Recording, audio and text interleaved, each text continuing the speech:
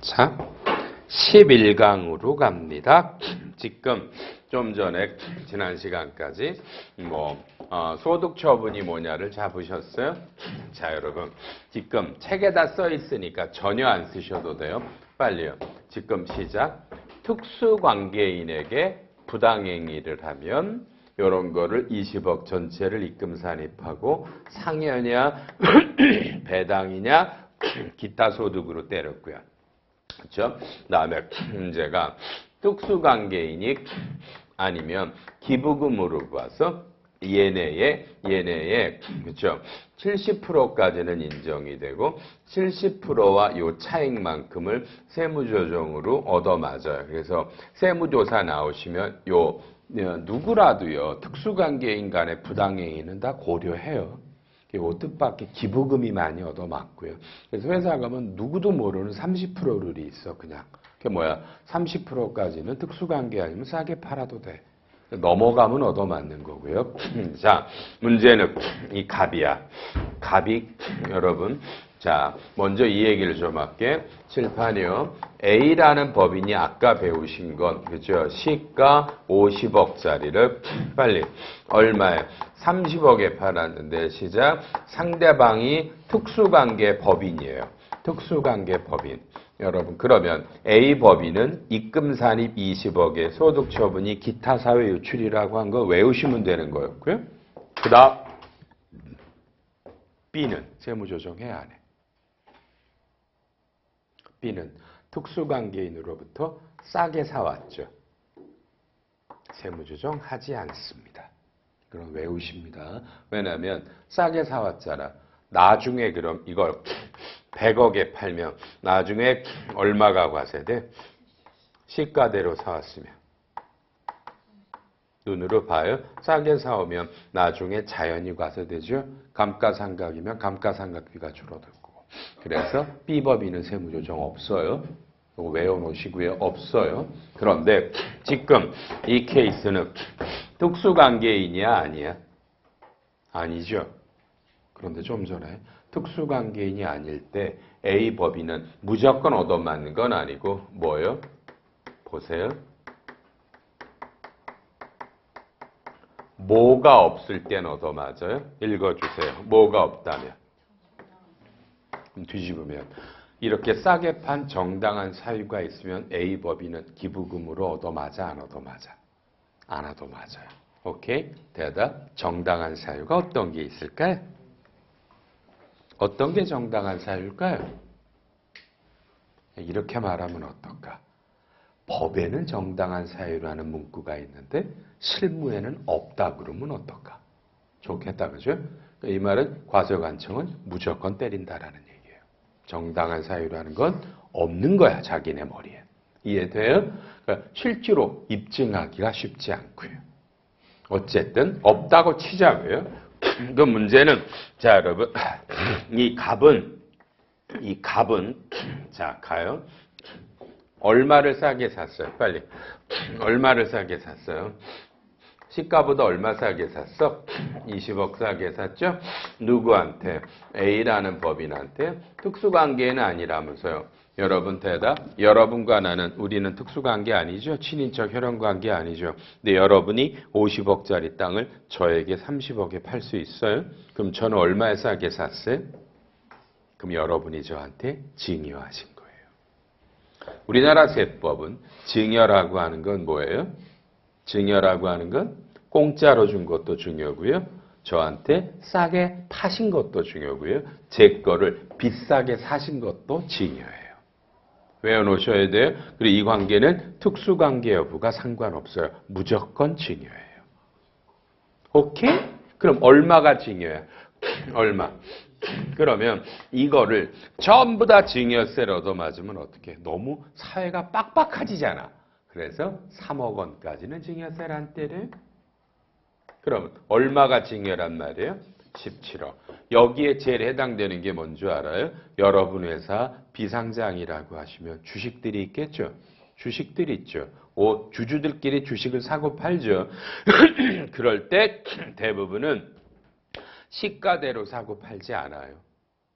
오케이? 그래도 얻어맞는 건 뭐 때문에 그런 줄 알아요? 원래 얻어맞아야 되잖아. 시가대로 해야 되는데 시가대로 안 사고 판다니까 3억 원 룸에 걸려서 증여세가 안 나오는 거예요. 그래서 여러분 아까 배웠으면 써먹어. 비상장 법인들이면 주주들이 바뀌면 주식 등 변동상환 명세서라고 낸다 그랬죠. 그걸 보고 국세청이 주식을 양도세를 때리는데 참조하거든요. 여러분 몰래 다 때려봐. 뭐 비상장 주식 평가해서. 그래서 이게 3억 원이 넘어가는데 싸게 팔겠다 그러면 고지되고요.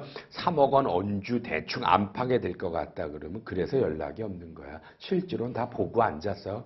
국세청에서. 오케이? 그러니까 국세청이 연락 없다고 아무 일이 없는 게 아니야. 다 보고 있는데 문제가 안 되니까 놔두는 거야.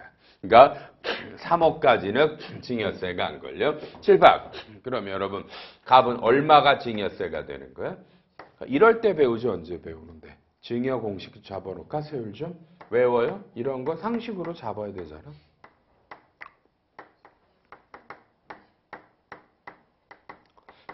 자, 증여가 1억 원까지 10%, 넘어가면 20%, 넘어가면 30%, 넘어가면 40%, 30억 넘어가면 50%. 우리나라 증여세 상속세 세율은 최저 10%, 최고 50%. 그리고 이 구간은 상속세도 똑같아요.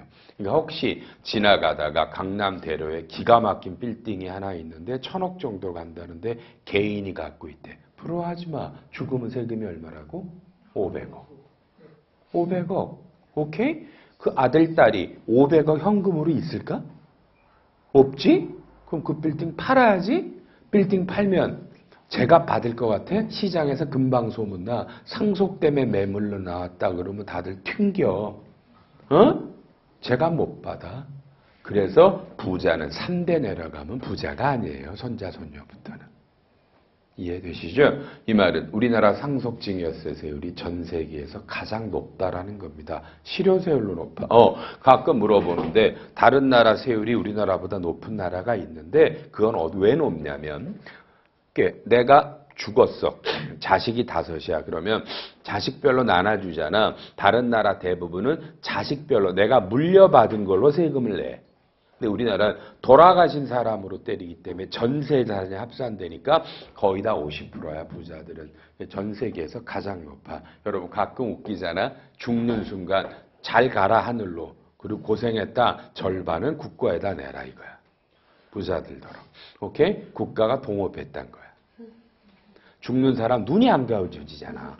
내가 그동안에 번 돈은 세금 냈잖아. 근데 왜 언제 국가가 동업했다고 또 50%를 또 가져가? 그럼 훨씬 번 거보다 더 가져가잖아. 동의해요? 이래서 상속세 세율을 낮춰달라고 지금 이 순간도 건의하잖아 전문가들이.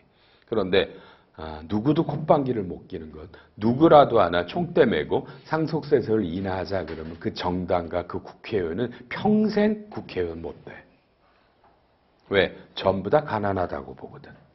그러니까 이 나라가 그래서 미래가 없는 거야. 우리가 원하는 사람은 국민을 설득하는 사람이 필요하다는 얘기예요. 이해돼요? 50%로 가면 대한민국이 망해요. 그러니까 지금 화들 나지만 장기적으로 보면 이게 더 우리한테 유리한 거니까 저 믿고 따라와줘요라는 사람이 필요하다는 거야. 오케이? 그게 누군지 모르겠지만. 참 답답한 일일세. 그래서 상속세 50%니까 모든 사람이 탈세하는 겁니다. 그러니까 어떻게 돼? 죽기 전에 빌딩 팔고 싶겠지. 팔아서 뭐 할까? 현금 바꿔서 금고 사서 돈 넣어서 물려주고 싶겠지. 그림 사고 싶겠지. 금 사고 싶겠지. 안 그래 여러분 같으면? 안 그래? 부자가 아니라 모르지. 부자는 다 그런 거야. 그래서 탈세가 이루어지잖아. 다만 상속세 세율 정도는 좀 외우셨냐고 묻자. 외우신 거 맞아? 1, 5, 10, 30 넘어가면 세율 아셨어? 여러분도 결혼할 때 엄마 아빠한테 집 사라고 엄마 아빠한테 받으면 이걸로 증여세 받으면 좀 이제 현실화돼? 물론 이제까지는 별로 증여세 조사 안 했어. 우리나라 앞으로 다 안 되잖아. 여러분 결혼할 때 여러분 전세 어떻게 얻나 앞으로 다 까보겠다잖아. 몇 억짜리도 다. 이해되셨죠? 지금의 현실은 10억 정도 이하권 안 봤어. 지금부터 다 본대. 그러니까 다 걸려. 여러분도 해당이 되는 얘기야. 여러분들도. 자, 그럼 시작. 자, 17억 증여면 해봐. 1억까지는 10%니까 1,000만 원. 4억에 20%니까 8천만 원. 5억에 30이니까 1억 5천. 17억이면 7억에 4, 7이 28. 그러면 증여세가 5억 2천이야. 대답.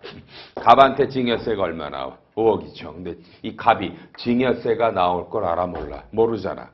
나중에 얻어맞으니까 아까 신고납부 불성실 얻어 터지면 7, 8억 얻어 터지는 거야. 그리고 누구는 잘려야 돼. 이 사람 걸 이렇게 팔았더라면 아무래도 이 A 갑이라는 사람이 뭔가 연관이 있겠지. 근데 여러분이 A 법인의 경리 재무팀이야. 이 사람한테 증여세가 나오는 거 안 가르쳐주면 여러분은 잘려야 되는 거야. 여러분은 잘려야 되는 거야. 이건 진심으로 다시 제가 3일간 수업하는데 실제로 이 증여세보다 여러분이 앞으로 재무팀 살아가는데 중요한 건 사실 없어요. 이게 제일 중요한 거예요. 좀 더 구체적인 얘기를 해드려 여러분 실무적으로는 주로 이렇게 나오는 거야. A라는 법인이 있는데 7월 1일에 A 법인의 주주가 갑인데 이 주주 중에 이 갑 중에 A 법인이 갖고 있는 요 30%를 이 B라는 법인이 사는 거야. 그렇죠? 얼마 줬어? 300억 줬다 그렇게.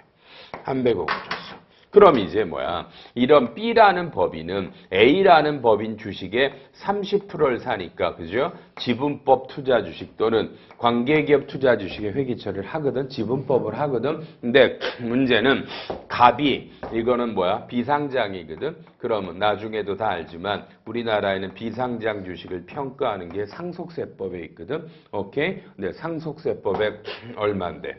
요 사람이 갖고 있는 지분이 얼마야? 지분이 200억이야. 그럼 여러분 이게 시가야. 그럼 빨리. 자, 빨리. 시가 얼마짜리인데? 얼마에 산 거야?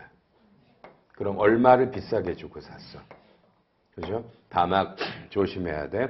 요 비싸게 주고 산 돈이 시가의 30%보다 커야 돼요. 시가의 30%는 60억인데 이거보다 크지? 그러면 이 100억이 뭐야? B가 갑한테 증여한 거야. 오케이? 근데 갑은 이걸 모르고 어떻게 돼? 양도소득세를 신고한다고. 300억이 팔았다고. 양도소득세인데 그중에 뭐야? 200억까지는 양도세를 때리고 나머지 100억은 과세관청이 100억을 초과하게 신고한 건 양도세를 돌려주고 100억은 증여세를 때리는데 증여세가 그죠? 이게 양도세보다 거의 더블 이상 높거든. 엔드 가산세 나오지? 그러면 천문학적 수십억의 세금이 갑한테 나와. 갑이 가만히 있겠어? 너는 뭐 했니? 그죠? 둘 다 잘려야 맞는 거고요. 이런 걸 서로 인수하고 사고 팔 때 이런 사람에게 증여세 검토하지 않는 분은 재무팀 자격이 없는 건데 여러분은 근데 이걸 배운 적이 있어야지. 맞아? 회계 처리도 어려워 죽겠는데 지분법도. 맞나? 평가도 어렵고. 그럼 여러분 그만둬야 되는 거야. 이건 누군가 책임져야 될 거 아니야. 갑한테 수십억의 세금이 부과되는데. 그러면 또 문제는 뭔데? 이렇게 할 때, 이렇게 하면 증여세가 나옵니다라고 얘기하면 또 뭐라 그래? 위에서. 안 나오는 방법은 뭐니? 또 이렇게 물어. 그건 또 찾아내야 돼. 이래서 어려운 거야, 재무팀이. 여러분, 재무팀은 전표 끊는 부서를 말하는 게 아니야. 오케이? 이런 걸 다 할 줄 아는 사람이 재무예요. 제발 이 증여세가 가장 중요합니다. 그리고 이 증여세는 지금 너무너무 많이 얻어맞는데 이게 소송하는 가장 취지는 뭘까? 여러분 그럼 물어봐도 돼. 이 300억은 어떻게 결정됐는데? 쌍방합의야. 여러분 이 B가 이거를 그냥 엄히 결정했겠어. 300억짜리를 이걸 엄하게 결정하면 B법인 대표이사가 배임으로 얻어맞는데 맞아? 평가라고 여러 가지 방법을 했겠지. 그럼 이제 우리의 주장은 뭔데? 이 300억이 너희 국세청은 장난 같니? 너희는 이것만 시가가 제대로 된 것 같고 이 300억은 그래서 지금 시가의 정의야. 시가란 원래가 불특정 다수인 간에 거래되는 거고 그게 없을 때 상속세법이야. 어떻게 말하면 그래서 우리는 이 300억이 여러모로 평가를 했기 때문에 이게 시가라고 주장해서 증여세를 때리면 안 된다라고 소송에 들어가는데 그죠? 지금 거의 연방으로 법원에서도 이 300억의 어떤 의도가 없이 정말 합리적으로 평가된 금액이라면 이게 시가라고 그러고 증여세를 때리면 안 된다라고 그래. 국세청의 입장은 계속 그러면 소송하세요. 우리는 때릴 테니까. 안 받아들여요. 오케이? 여러분이 아무리 이걸 어떻게 평가했다고 그럼 뭐라 그래? 그럼 알아서 소송해서 찾아가세요. 우리는 과세할 거니까. 어려운 일입니다. 그리고 이게 소송에도 여러분이 꼭 이기라는 보장이 없는 건 은근히 슬쩍 과대평가해서 얘가 갑한테 돈을 더 줬을 가능성이 실제로 있거든요. 그리고 더 준 돈이 어디로 흘러갔나는 제가 할 말이 없는 거고. 지금 이런 게 실무야. 이게 걸리면 얘도 걸리고 잘못하면 B법인의 대표이사들이 배임으로도 걸려요. 그래서 이 300억을 어떻게 평가할 거냐? 그럼 회계법인이 평가서를 받아놓으면 어떨까? 아까 삼바라고 말했지만 삼바가 안 받았을까? 안진회계법인이 평가보고서를 띄웠는데 그쵸? 그래서 회계법인들이 문제야. 잘하면 큰일 난다 여러분이 삼바건으로. 답이 아직 안 나오는데 삼바가 어떻게 되느냐에 따라 회계법인뿐만이 아니라 이건 난리 나는 일이 벌어질 수 있어요. 지금요. 그죠? 안진회계법인이 삼바를 평가를 했는데 그 지금 평가가 지금 잘못됐다라는 주장도 나오고 있고 지금 난리가 아니거든요. 이런 걸 조심해야 돼요. 이런데 얻기 쉬운 패가망신하는 겁니다. 여러분요. 그래서 이런 거 할 때 법인세 할 때 저 선생이 저래서 강조하는구나. 증여세를 한 번쯤은 생각하셔야 되고요. 진심입니다. 정말로 조심하셔야 됩니다. 그리고 다시 정당한 사유라는 것들이 잘 인정이 된다 안 된다. 실무는 빨리 안 된다라더라. 오케이? 법에는 정당한 사유가 있으면 아까 법인세도 기부금으로 때리면 안 되고 증여세도 때리면 안 되는데 현행 우리나라 과세관청 입장이 뭐야? 정당한 사유는 여러분 법으로도 과세관청이 입증해야 돼요. 정당하지 않다고. 근데 현행 실무는 입증 여부를 안 하고 무조건 때리고 억울하면 소송하세요라고 가고 있어서 논란이 되고 있고요. 다시 소송에서 여러분이 이기실 수도 있지만 틀림없이 지실 수도 있습니다. 오케이? 또 소송은 오래 가죠. 조세심판원 갔다가 대법원까지 가려면 지금 여기 걸려있는 소송은 수도 없이 많습니다. 이 증여랑 관련해서. 처음부터 조심하실 수밖에 없습니다. 이건 진심입니다. 그래서 회계만 하시면 안 됩니다. 정말로 중요한 겁니다. 강의해 드렸습니다. 여러분에게 이게 왜 중요하나? 그렇죠. 그 다음에 몇 페이지를 보고 싶냐면 자 나오네. 238페이지 여러분. 238 빨리요. 몇 호 소식입니까? 이건 뭐야? 여러분이 3월 달에 세무조정에서 낼 때 소득 처분에서 그렇죠? 상역, 배당, 기타 소득으로 얻어 터지는 게 있으면 55월을 쓰셔야 됩니다. 문제는 동그라미 4번입니다. 4번에 뭐야? 여러분이 아까 회사가 원천 징수해야 된다 그랬죠? 연말정산하거나 배당소득이나 기타 소득으로 그 금액을 쓰고요. 참조록 칠판 한 가지만 또 이럴 때 배울 때 하지 언제 해? 칠판 빨리빨리. 지금 부당행위가 이루어진 시점은 2018년 10월 20일이야. 내가 세무조정은 언제 해? 2019년 3월 말까지 세금 냈죠. 그러면 봐요. 원천징수는 이때 해. 그래서 원천징수는 언제 갖다 내냐고. 그런데 봐. 부당행위가 100억일 때 상여냐 배당이냐 기타 소득이냐가 있는데 그렇죠? 잘 봐줘. 오른쪽에 써 있으니까 쓰지 말고 시작. 이거는 봐요. 이게 인정상여로 가면 요거는 이 거래가 이루어졌던 2018년도 근로소득이야. 그래서 연말정산 몇 월에 하죠? 내년 2월에 하죠. 2월에 할 때 이 100억이 빠졌겠죠. 집어넣어서 연말정산을 수정해서 4월 10일까지 추가 갖다 내라는 거고요. 그 다음에 이게 배당이나 기타 소득으로 소득 처분이 떨어지면 실질 거래는 18이지만 이 소득은 2019년 소득으로 가. 그러니까 소득의 규속이 1년이 달라 상여랑. 그러면 일단 여러분은 4월 10일 날 배당이면 요 100억에 지방세까지 15.4를 띄고 기타 소득은 20의 2%니까 22%를 소득세, 주민세를 띄고 요게 내년이니까 2020년 5월 달에 요 사람들이 다른 소득 합산해서 종합소득세 신고로 들어가야 돼. 1년이 달라 그러니까 여러분이요. 이런 건 상식이야. 다만 이게 아무리 배워야 실무적으로는 여러분한테는 잘 안 나와. 그 뜻밖이야.